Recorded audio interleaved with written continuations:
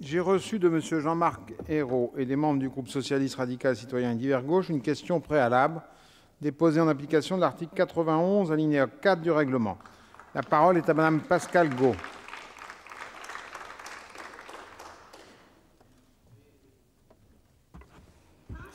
Monsieur le Président, Monsieur le Ministre, Monsieur le rapporteur, comme il a été dit à plusieurs reprises, le tourisme est un secteur économique majeur pour la France en termes de balance commerciale et d'emploi.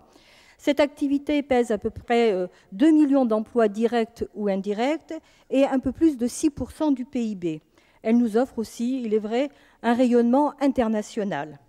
Un rayonnement tout de même qui pourrait s'écorner si notre pays continue de perdre chaque année une part du marché mondial malgré l'accroissement des flux des voyageurs dans le monde.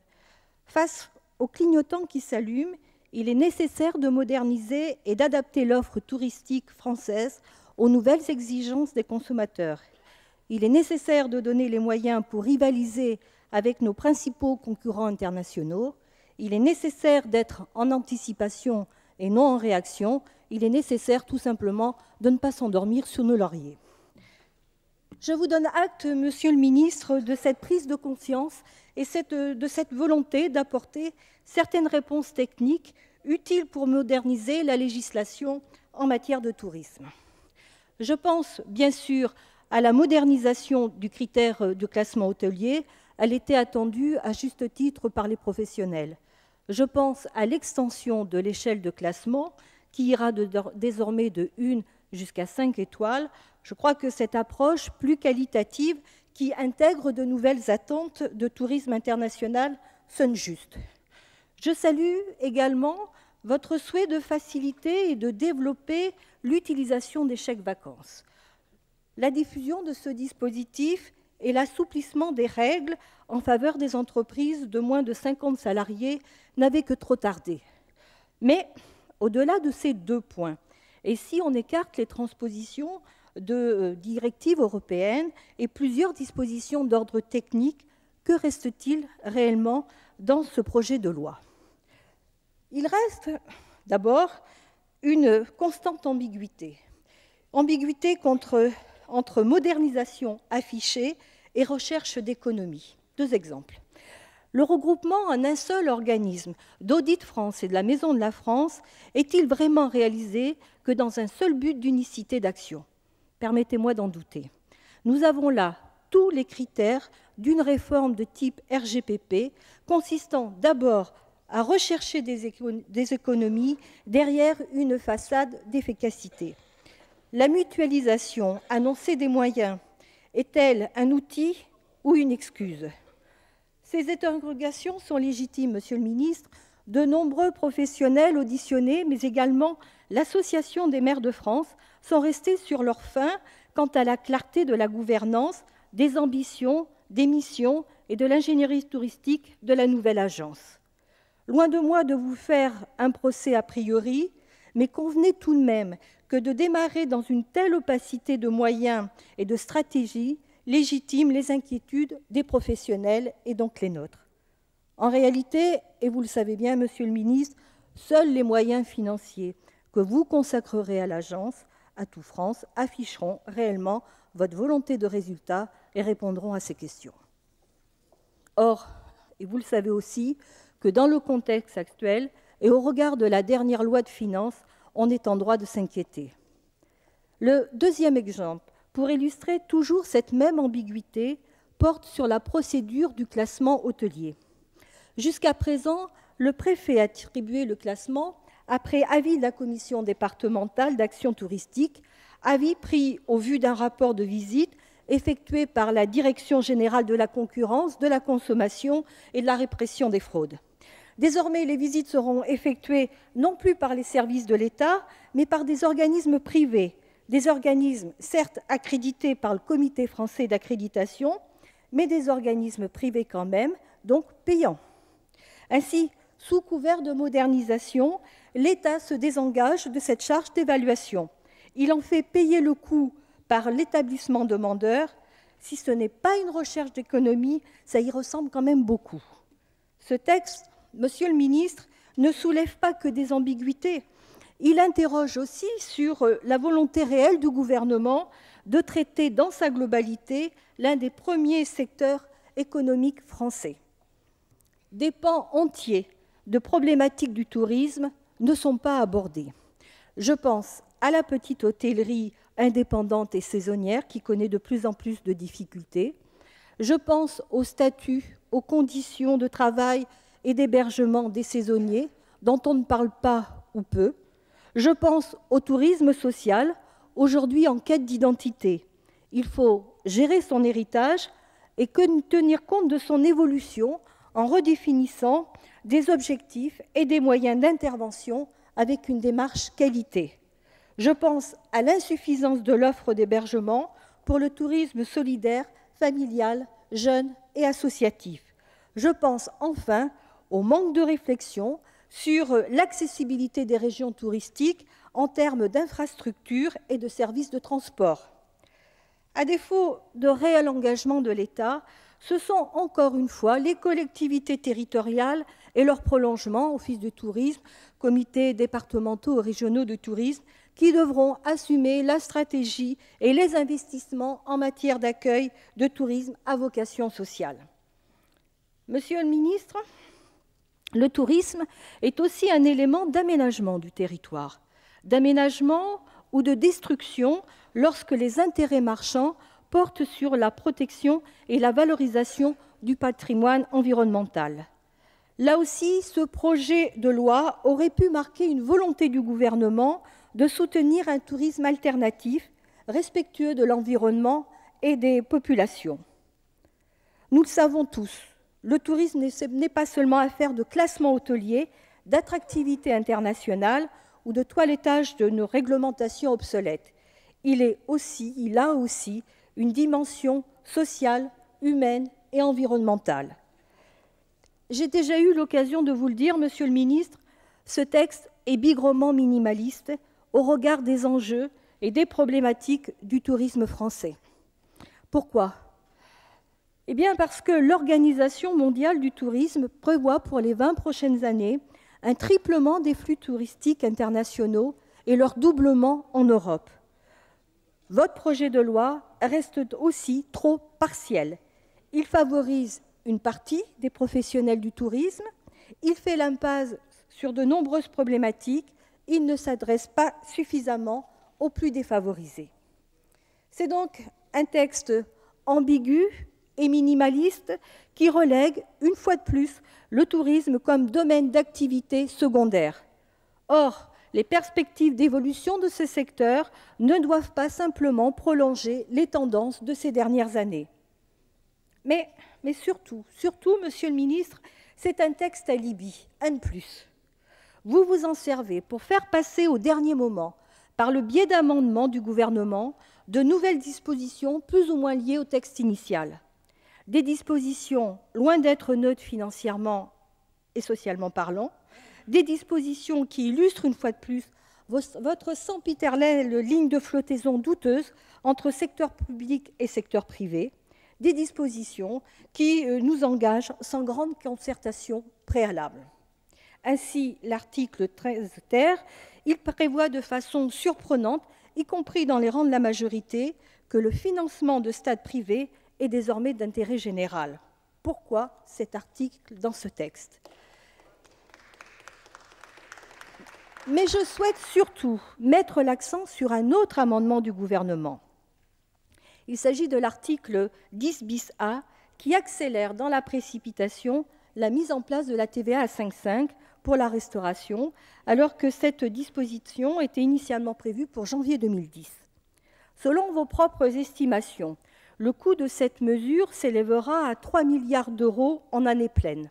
En enlevant les allégements de charges qui seront supprimés au 1er juillet, le coût pour les finances publiques sera au minimum de l'ordre de 2,5 milliards d'euros chaque année. Vous conviendrez avec moi que 2,5 milliards d'euros de suppression recettes fiscales, c'est considérable, surtout si l'on tient compte de la situation désastreuse de nos finances publiques. Le ministère de l'économie avait préconisé avec sagesse un taux entre 10 et 12%. Et je sais. Avec de tels montants en jeu, On est en droit d'exiger des négociations réelles pour l'amélioration de la filière restauration, pour les créations d'emplois, pour la revalorisation des salaires des personnels et la baisse des prix pour les consommateurs. Monsieur le ministre, vous nous parlez d'un contrat d'avenir signé avec les organisations professionnelles dans le cadre des États généraux de la restauration. États généraux qui, soit dit en passant, ont été boycottés par les 5 grandes confédérations syndicales, faute d'avoir obtenu des garanties suffisantes sur les contreparties. Ce contrat d'avenir est peut-être plein de bonnes intentions, mais en réalité, personne ne croit réellement à son impact en raison d'un donnant-donnant dont il sera difficile de mesurer le respect.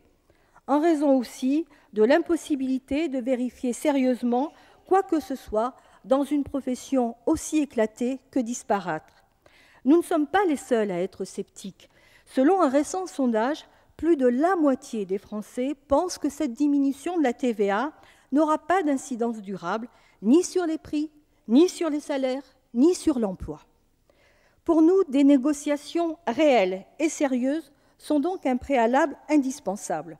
Et cela passe obligatoirement et dès maintenant par un accord de branche et non par une sympathique charte sur l'avenir. Accord de branche qui fixera précisément l'utilisation de ces 2,5 milliards d'euros annuels en faveur de la revalorisation des salaires, en faveur de l'amélioration de la protection sociale des salariés, en faveur des prix. Monsieur le ministre, pour le groupe socialiste radical et citoyen, ceci est un préalable incontournable. Nous demandons des garanties sérieuses pour que sa mise en œuvre serve utilement à la filière, à ses salariés et aux consommateurs. Faute de garanties, et notamment d'accords de branche, nous ne pourrons pas vous suivre dans cette orientation. Dans la situation alarmante de nos finances publiques, n'avoir comme contrepartie que des conditions, des intentions d'un simple contrat d'avenir n'est pas admissible. Ce serait une faute face au déficit public, une faute face à l'augmentation du chômage, une faute face à la baisse du pouvoir d'achat. À cette demande précise, nous attendons une réponse précise. Je souhaite que nous puissions nous retrouver sur ce point avant toute discussion du texte. Pour conclure, Monsieur le ministre, s'il y a dans ce projet de loi, des aspects positifs que j'ai soulignés, en revanche, il ne prend pas assez en compte les profondes transformations du secteur touristique, liées notamment à la mondialisation des échanges commerciaux, au fractionnement et à la diversification des types de séjours, et également aux nouvelles technologies de communication. Monsieur le ministre, ce n'est pas les uns contre les autres, ni les uns sans les autres, que les acteurs du tourisme pourront assurer le développement touristique de notre pays. Mais surtout, l'ajout dans la précipitation d'amendements du gouvernement, parfois très discutables, en fait un texte alibi qui perd au fil du temps de la part de son crédit initial. Pour toutes ces raisons, je vous demande d'adopter la question préalable. Je vous remercie. Merci.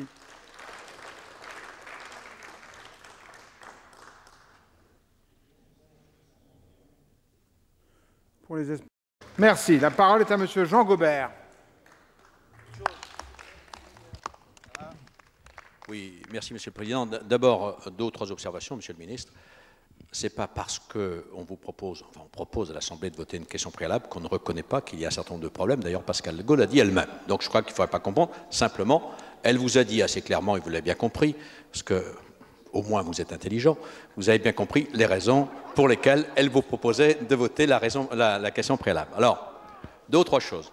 D'abord, le constat, les pertes de marché, tout le monde sait qu'on en perd. Je ne suis pas sûr que c'est le projet de loi que vous proposez qui nous permettra malheureusement d'en regagner, et c'est sans doute ce qui peut nous différencier les uns des autres. Elle vous a dit qu'il y avait un manque d'ambition. Vous avez répondu, on n'a pas de manque d'ambition. Tout ça, ça peut se mesurer. Il y a au moins une réalité, c'est qu'il n'y a pas beaucoup de financement au bout de ces ambitions, Monsieur le Ministre, et vous le savez bien. À part la baisse de TVA sur laquelle je vais revenir, les seuls financements que vous allez proposer, c'est, suivant le principe nouveau, qui commence à se faire souvent quand même, c'est l'État décide, les collectivités locales paient. Hein, la région, le département, oui, mais ça n'est pas, mon cher collègue, le même la même façon de payer par le contribuable, parce qu'ici, vous passez votre temps à baisser l'impôt juste pour obliger les collectivités locales à augmenter l'impôt injuste. C'est-à-dire la taxe d'habitation, la taxe professionnelle, vous en avez parlé, c'est-à-dire la taxe foncière pour les petits propriétaires. On peut continuer comme ça. On pourrait avoir un débat très long sur ce sujet. Et puis, il y a l'histoire de la TVA. Certes, nous l'avons fait comme nous l'avons demandé. Certes aussi, nous l'avons demandé dans une période où la conjoncture budgétaire de l'État n'était pas celle qu'on connaît aujourd'hui. Monsieur le ministre, vous nous proposez de faire un cadeau fiscal, entre guillemets, de 2,5 milliards à 3 milliards. Quelles sont les contreparties? Je crois que c'est ça qui est... Pourquoi d'abord? Pourquoi? Est-ce que tous les restaurateurs sont dans la même situation? Est-ce que tous les clients des restaurateurs sont dans la même situation? Est-ce qu'il n'y a pas une différence entre les gens qui vont manger le midi, qui sont des ouvriers, des chauffeurs et tout, et ceux qui vont manger le soir et qui, d'une façon générale, pourraient payer une taxe plus élevée? Vous n'avez pas voulu explorer cette piste, et cette piste était tout à fait cohérente et méritait d'être regardée, parce que quand je discute avec des restaurateurs, ils le disent eux-mêmes en disant « c'est bien la TVA à 5,5 le midi, parce qu'on a affaire à des gens souvent qui sont obligés de manger sur place. Le soir, on n'est pas dans cette situation. C'est au moins quelque chose que vous auriez pu explorer et que vous n'avez pas fait. » Et puis, quand on évoque... Mais attendez. Écoutez, mes amis, j'ai été chef d'entreprise pendant 30 ans, avec des taux de TVA différents, ça ne pose aucun problème, et vous le savez aussi bien que moi. Alors, où est le donnant-donnant, monsieur le ministre? Parce que c'est la vraie question. 7 produits. J'ai dans ma famille des restaurateurs. Oui, j'ai dans ma famille des restaurateurs. 7 produits, je vais vous dire, c'est pas beaucoup. C'est vraiment pas beaucoup. Ils ont déjà compris, certains d'entre eux, lesquels ils vont baisser, et vous ne pourrez pas dire grand-chose, parce qu'ils baisseront forcément les produits qui sont les moins chers. C'est une évidence. C'est une évidence. Le contrat d'avenir, on l'a dit aussi, ça n'est qu'un engagement moral, monsieur le ministre. Ça n'est pas comme un accord de branche qui est un engagement contraignant. Les 40 000 emplois dont on parle, mais arrêtez, ça n'est même pas leur faute aux restaurateurs. On sait que malheureusement, depuis la crise, la consommation dans la restauration a beaucoup baissé. Et on sait que malheureusement, s'ils arrivent déjà à maintenir l'emploi, ce sera déjà de la part de certains un exploit. Donc arrêtez de nous bassiner les oreilles avec ces 40 000 emplois. Vous savez qu'aujourd'hui, on ne peut pas les atteindre dans les 2 ou 3 années qui viennent. Et ce n'est pas une accusation, c'est un constat. Voilà, je crois, un certain nombre de raisons. Puis enfin, il y a l'histoire des stades. J'oserais dire que le cavalier a été désarçonné une fois. Il est remonté à cheval. Il espère avoir un peu plus de succès cette fois-ci. Nous en reparlerons un peu plus tard. En tous les cas, toutes ces raisons militent pour que nous votions la question préalable qui a été brillamment défendue par notre collègue Pascal Gaud. Merci. La parole est à monsieur... Je mets donc aux voix la... Oh, pardon. Monsieur Chassaigne. Je vous remercie, Monsieur le Président. Je pense que vous êtes frappé d'une forme de torticolis pour tourner la tête du côté gauche. J'irai tout simplement qu'il est, bien évidemment, nous voterons cette question préalable. Et d'ailleurs, je me suis beaucoup amusé, Monsieur le Ministre, de votre façon de parler de réquisitoire. C'est que vous reconnaissez vous-même les insuffisances du texte. Moi, j'ai vu, dans l'excellente présentation de Pascal Gaut, des constatations. Et ces constatations vous gênent tellement que vous les interprétez comme étant une forme de réquisitoire. Je vois 3 raisons essentielles pour voter cette question préalable. La première raison, c'est toute l'argumentation qui a été développée par Pascal Gaut, disant qu'il s'agissait d'un texte très ambigu. C'est effectivement un texte très ambigu.